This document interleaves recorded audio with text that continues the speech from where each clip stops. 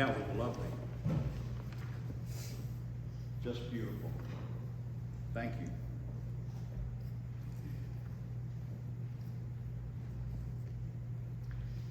If I was to ask you this morning whose picture is on the $1 bill, I bet you could tell me.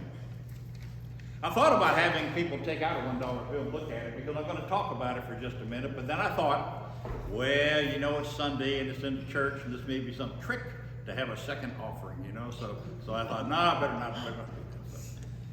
But if you were to look at that picture of the $1 bill, you'd see George Washington's picture. And I'll tell you something about his pictures. He had several pictures done. One, and they're both done by a guy named Gilbert Stuart, probably the best, most famous, and perhaps most accomplished portrait artist ever. He was really good. It amazes me when I think about oil paintings, and that's what this painting was a painting on canvas and oil. About, you know, the materials now, the paint now is so much improved, I'm sure, than what it was in 1796 when this picture was painted. And yet, it's withstood the tests of time.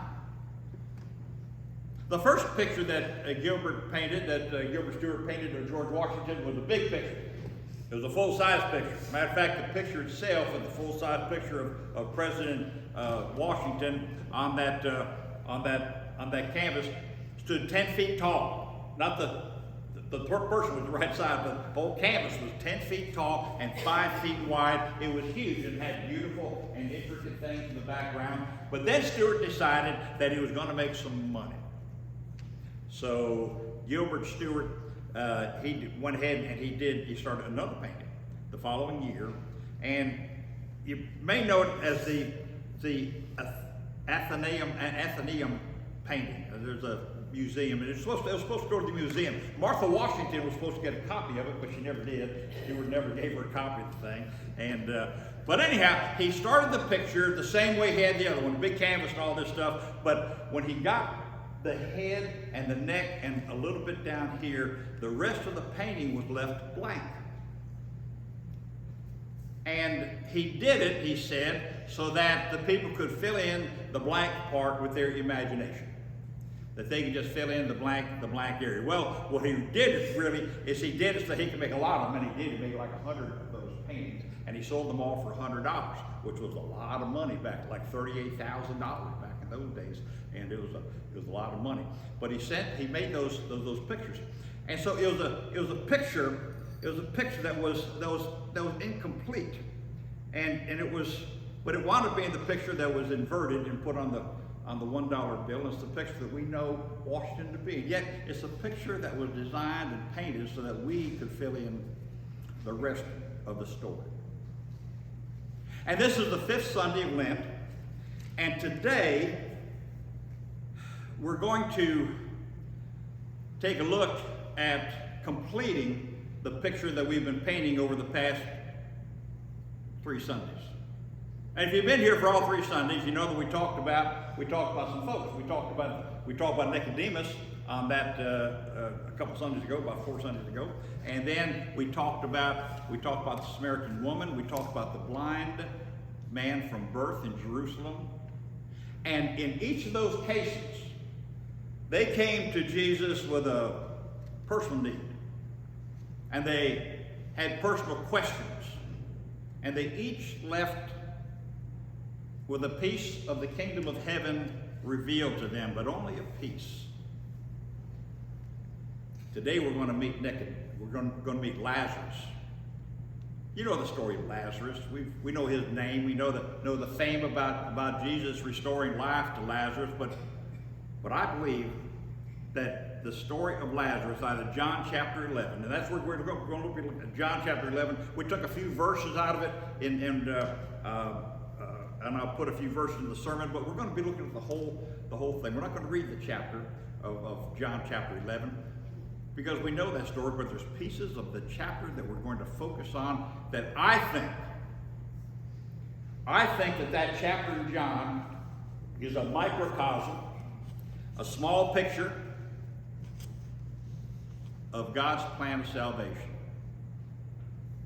I remember one night when I was up in Huntsville, and my grandkids they're both in their 30s now, gosh, I hate to say that, but they weren't then. They were like 7 or 8 years old.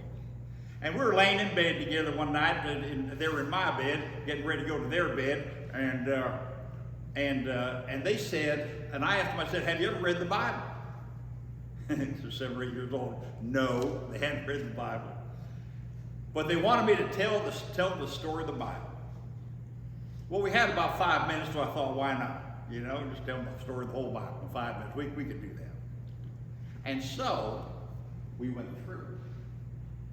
Because the story of the Bible, I think, can be told in about 5 minutes. Now, we can't get to the particulars of it. We can certainly tell the story of the Bible, because the Bible starts out with God in charge. God is in his creation. Man is serving God. They're walking. They're in a close relationship. They're walking in the garden together. There's nothing that separates them, and that lasts for 2 chapters. And then man decides that he wants to be God. What he has is not enough. They eat the fruit, they get thrown out of the garden, and the rest of the Bible, just about all the rest of the Bible, is about man searching for God, in some cases just any God, and God trying to show his love to repair the separation, because there was a physical and spiritual separation from that sinfulness in the garden. And it's not until we get to the very end of the Bible that everything is restored. We're walking with God again. Earth has become heaven. And everything is restored. Now, that's probably a small synopsis of the thing, but I think that in chapter 11 of the book of John, I think that we do see that microcosm. I think that we see several things that are going on there that is God's salvation of humanity, and it shows the ultimate purpose of the Messiah and the ultimate sacrifice that God would make for us. And so let's begin. Our story opens with a close friend of Jesus falls ill. It's Lazarus. Mary and Martha, we know about them. You know, Jesus spent some time with them. They're in Bethany, by the way. And they sent him a thing. They sent him a note that said, Lord, the one you love is sick. And then they wait for Jesus to arrive. There was a pastor named Chuck Swindoll that said, Jesus didn't come to earth to establish a new religion. He came to restore a broken relationship. Boy, I don't know about your faith, but sometimes my faith gets shaken a bit. There was a woman named Catherine Butler. She was a trauma surgeon. She also was a professor at Harvard University Medical School, and she was a trauma surgeon. And she tells how, and she was a Christian. She wrote a message for Christianity Today. She tells about how when she was a Christian, that she was in the trauma room, and the traumas have been coming upon her, the hurtfulness that people would do to other people, the awful tragedies that she saw in people's lives kept eating at her. And she said this one night in particular. She said she was treating this couple that had been the victims of a home invasion. They were asleep in their bed. They got broken into and severely beaten and injured. And she said she no longer got involved in that. And there was two teenagers, the victims of gun violence, that they were there, these grievous wounds. And this one young boy died. And when he died, his mother was standing in the door, and she began wailing and crying. And she said that it just shook her.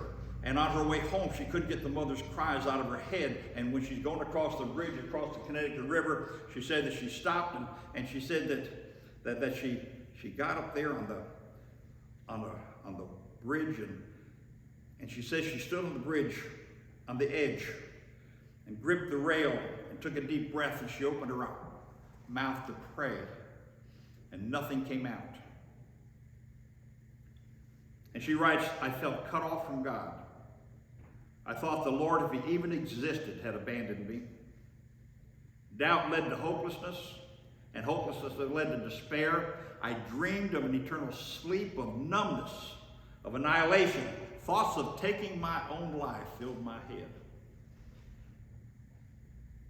Can you see how Dr. Butler's experience and her exposure to evil and suffering would cause her to question the existence and the goodness of God? This world is in desperate need, and we're separated from God.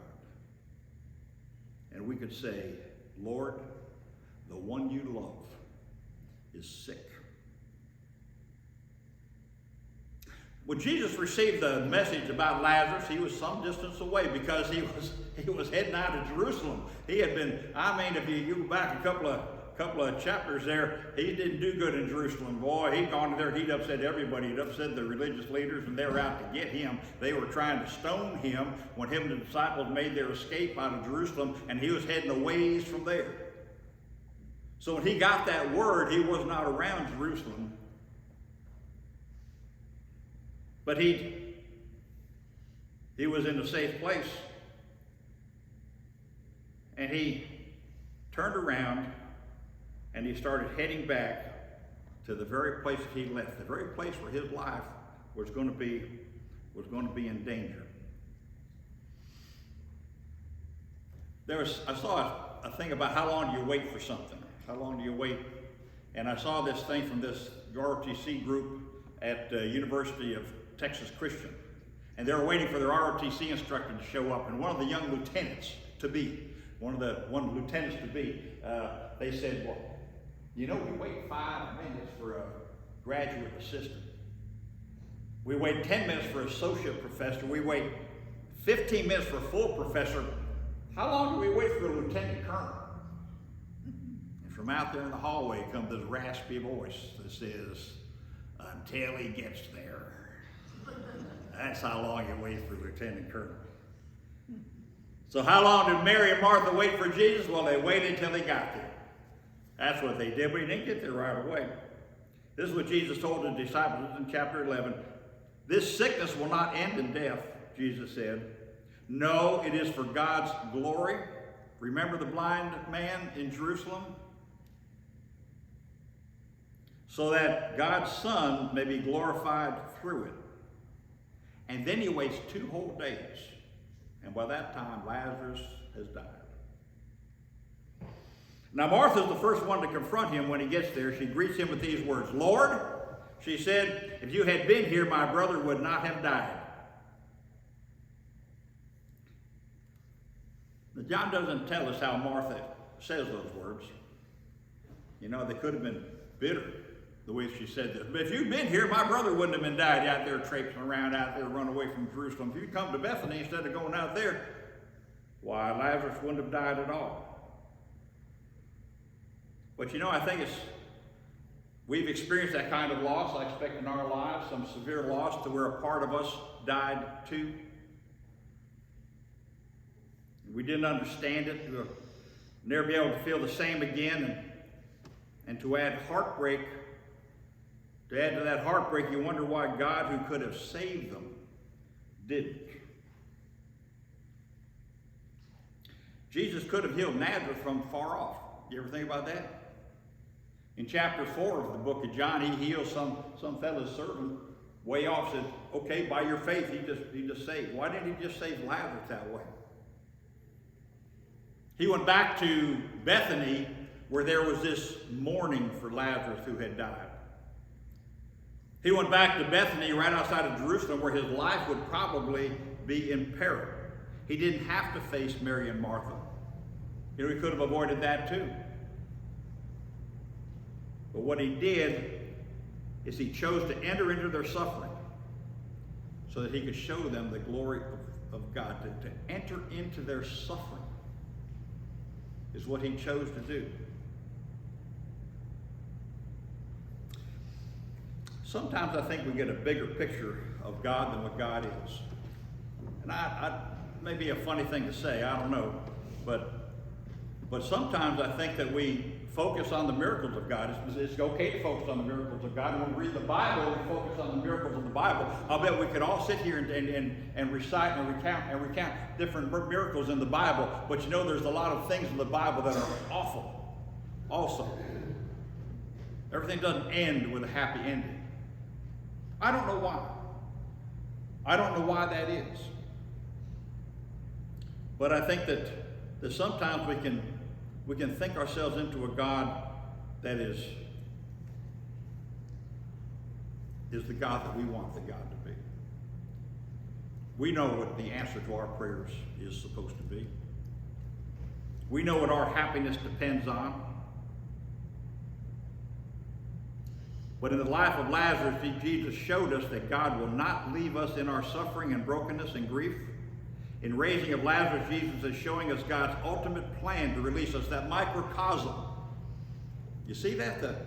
And I think that's what it is. I think that we see in the raising of Lazarus, I think we see that microcosm, because Mary said, if you'd been here, he wouldn't have died. Remember that when she said that? And Jesus said, I know, and Mary said, I know he will rise again in the resurrection at the last day. Because Jesus said, your brother will rise again. And she said, I know, at the last day, because that's what good Jews thought, is in the last day, everybody's going to be raised from the dead. Then Jesus said this to her, I am the resurrection and the life. The one who believes in me will live, even though they die. And whoever lives by believing in me will never die. Do you believe this? The King James Version says, believest thou this? Do you believe this? He asked that of Martha. He asked that same question of Nicodemus. Remember that? He asked that same question of the Samaritan woman. He asked that same question of that blind beggar. And he asked that question of Mary, and you know what? He asked that question of you and me right here today. Do you believe this? When your heart is broken and everything important to you has fallen apart and all the evidence says to give up hope and there is no purpose in going on, there's no purpose in the meaning of life, there is no God. And as we stand there beside the grave of our dead faith, with tears rolling down our face, Jesus says to us, I am the resurrection and the life. The one who believes in me will live even though they die, and whoever lives by believing in me, they'll never die. Do you believe this?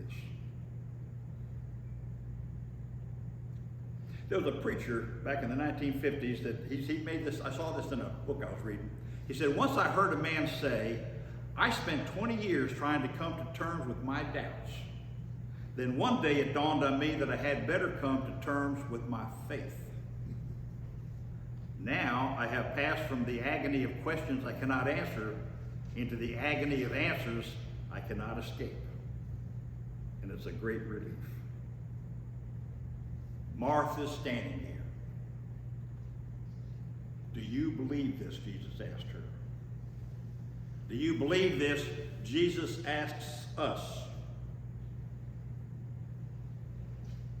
And Martha summed up everything she knew about Jesus. She didn't have all the answers. She knew he came from God. She knew he could do miracles. But could this humble rabbi in front of her really be the revelation and the presence of the power of God in the flesh? Was he really able to raise her brother from the dead? She had to decide. Could she pass from the agony of questions she could not answer into the agony of answers she could not escape? So Martha answered, yes, Lord. I believe you are the Messiah, the Son of God, who has come into the world. And they rolled the stone away from the grave of Lazarus. Jesus prayed to the Father, and then he called out in a loud voice, Lazarus, come forth. And in verse 44, the dead man came out, his hands and feet wrapped with strips of linen and a cloth around his face. And Jesus said to them, take off the grave clothes and let him go.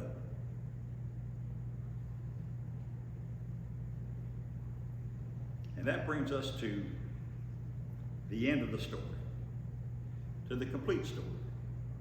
We get a picture of what salvation looks like. Because in verses 45 to 53, we read that the raising of Lazarus is the final nail in Jesus' coffin. Lazarus is coughing too, by the way, because they were going to come after him. We sometimes miss that in the scriptures. The religious leaders, afraid that Jesus, growing popularity, drawing the attention of the Roman government, they looked to kill him. Jesus knew that in restoring Lazarus to life, he was signing his own death warrant.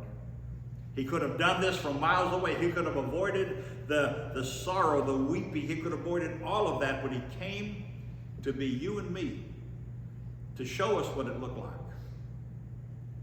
and to show us what resurrection looked like. And he showed us how far God would go to heal our separation and restore us to himself. You remember that trauma surgeon, Catherine Butler? Well, she lost her faith. But her husband, Scotty, turns out that he went and joined a church. He hadn't been in the church, I guess, and he heard a sermon or whatever. I don't know what happened to him, but the Spirit came upon him. He was baptized, and he encouraged Catherine to go to church, and she did. She didn't get much out of church. She still was tormented, separated.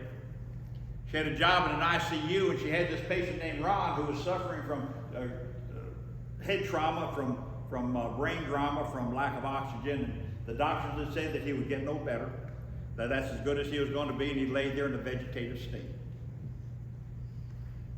But his wife, Ron's wife, sang to him every day. And she went in and she prayed with him every day, all day. She read from the Bible. She held his hand. She loved him. And the staff looked at that and they thought, how sad, because he's never going to get any better. But then one day, Catherine says, he moved his big toe. And then the next day, he moved his head. A week later, he came out of his vegetative state, and by the third week, he was sitting in a chair.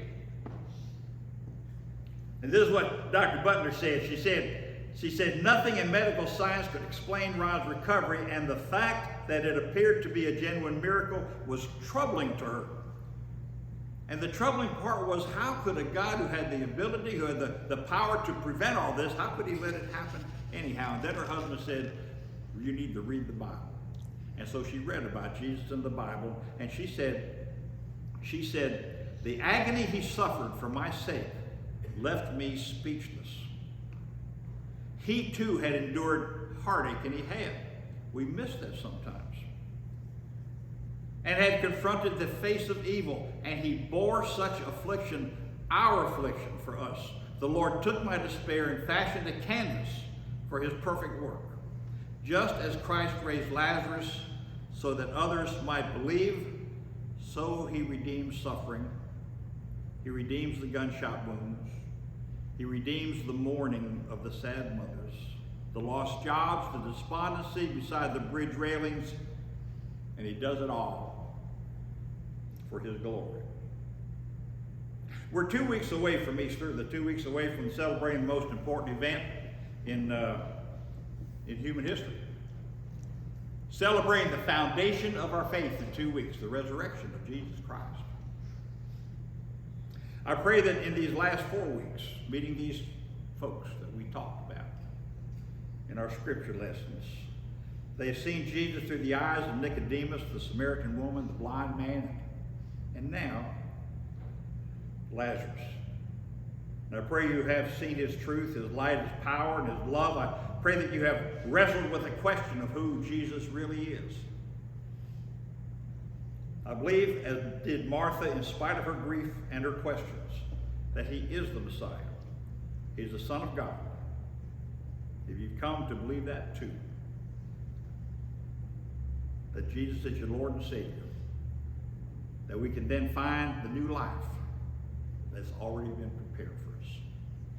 Amen.